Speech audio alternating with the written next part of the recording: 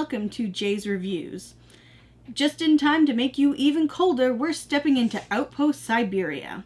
In this game, your group is trying to survive the forces of nature around you. Make sure you pull your resources together or you might not make it. Let's hit the table.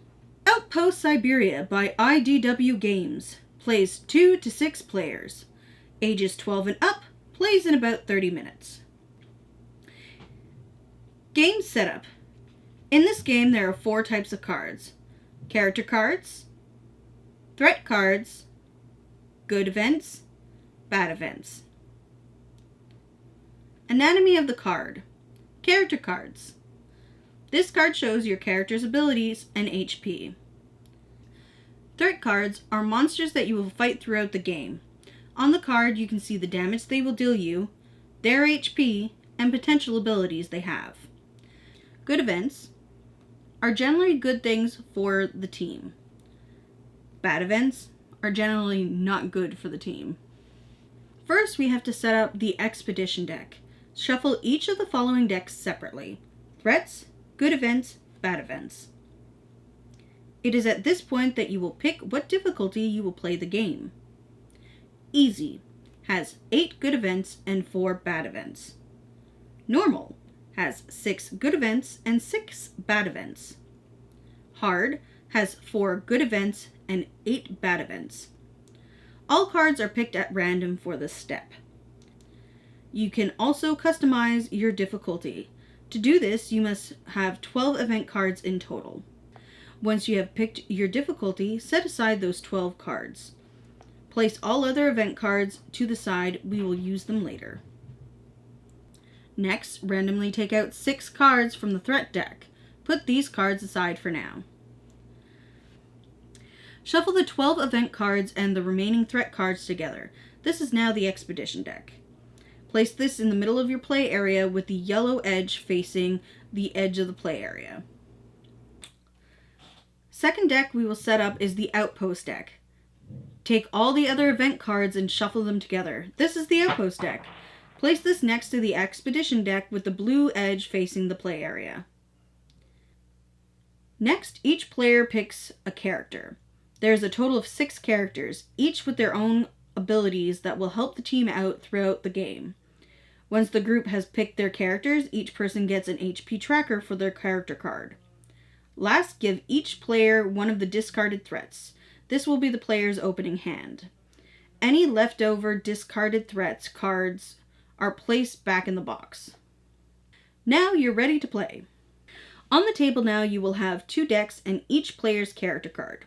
The space above the 2 decks is the threat zone. The space below the deck is the supply zone.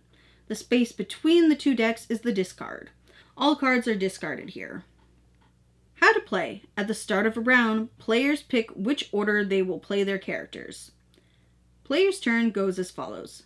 1. Draw 3 outpost cards. Keep 1 card for your hand.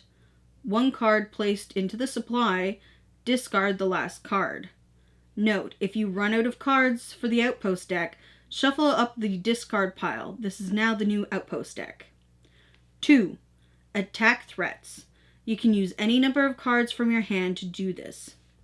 Note, to kill a threat, you must bring it to 0 HP and then hit it with a weapon from the supply. If a threat is killed, the threat card and all cards used to damage and kill the threat are discarded. 3. Use equipment cards. You can use any number of cards from the supply on your turn for this. There are 3 kinds of equipment cards. Flare, this stops the ability of a threat for a round. First aid kit, heals any player by 1 HP. Weapons, ice axe and flamethrower are used as the final blow to a threat. 4. Draw a card from the expedition deck and follow what the card says to do. In most cases, you will take 1 hit of damage. Remember, for this deck, you get 1 of 3 kinds of cards. Good events, bad events, or threats. Note, when taking damage from the expedition deck, only characters that are not exhausted can do this, so be careful in which order you play in. 5. Exhaust your character card. Simply tap your character card to show that you have used it this round. Continue playing till all players have had a turn. This ends the round, and threats that are still in the threat zone activate their abilities. Unexhaust character cards and start a new round.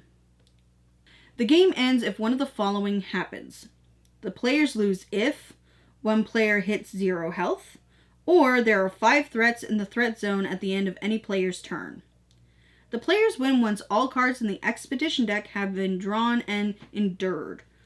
This simply means that you have to have drawn the last card and been able to take the hit or pay the cost for that card from the expedition deck. So we've played this with a number of different player group sizes to see if there was a sweet spot for this game. There really isn't one. We also found that it doesn't scale all that well. We've played this about 15 times and didn't win once. I understand that the game is supposed to be hard, but when it's hard enough that even playing it on easy, you still can't get through half of the expedition deck, there seems to be some balance issues. Maybe if they fixed something with the HP of some of the threats, or maybe if they made a character that dealt damage instead of made items, that might balance it out some more, but overall the experience was more frustrating than fun. The way that discard works in this game is very interesting, how everything becomes an item you can use later on.